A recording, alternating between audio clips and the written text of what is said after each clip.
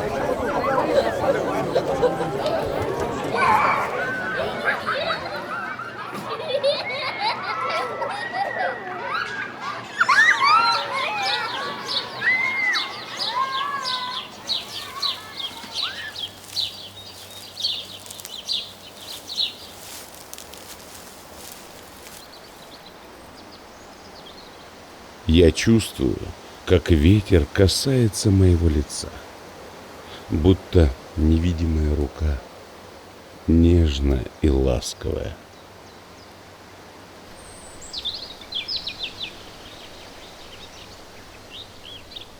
Я слышу, как птицы поют.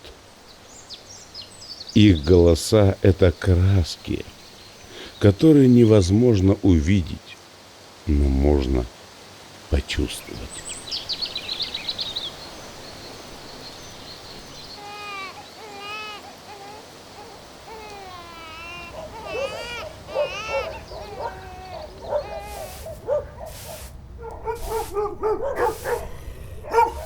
Мы привыкли думать, что видим мир таким, какой он есть.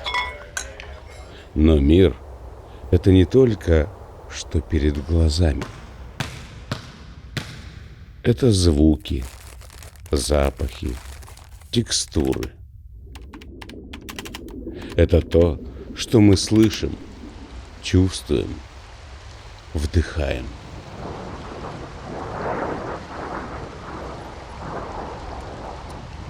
Мир — это то, что остается, даже когда гаснет свет.